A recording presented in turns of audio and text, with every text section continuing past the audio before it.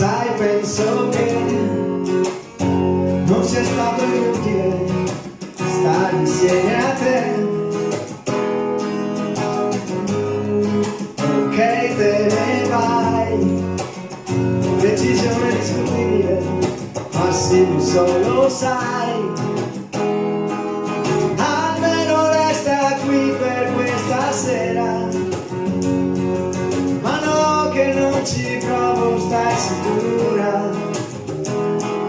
Può darsi già mi senta troppo solo, perché conosco quel sorriso di chi ha già deciso. Quel sorriso già una volta mi ha aperto il paradiso. Si dice che per ogni uomo c'è un'altra come te, e al posto mio tu troverai qualcun altro uguale, non credo io. Ma questa volta abbassi gli occhi e dici: noi resteremo sempre buoni amici. Ma quali buoni amici maledetti? Io un amico lo perdono mentre a te ti amo. Può sembrarti anche banale, ma è un istinto naturale. E c'è una cosa che io non t'ho detto mai: i miei problemi senza te si chiamano guai. Ed è per questo che mi devi fare duro in mezzo al mondo per sentirmi più sicuro.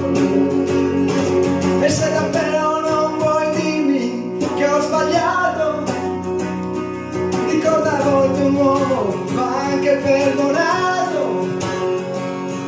E invece tu non mi lasci via d'uscita e te ne vai con la mia storia tra le dita. Ora che fai? Cerchi una scusa, se vuoi andare vai. Tanto di me non ti devi preoccupare, me la saprò cavare. Stasera scriverò una canzone per soffocare dentro un'esplosione, senza pensare troppo alle parole. Parlerò di quel sorriso di chi ha già deciso, quel sorriso che una volta mi ha aperto il paradiso. E c'è una cosa che io non t'ho detto mai: i miei problemi senza te si chiamano guai.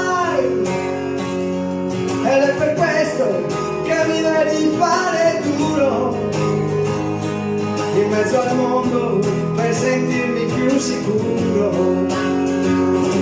E se davvero non vuoi dirmi che ho sbagliato, ricorda, a volte un uomo va anche perdonato.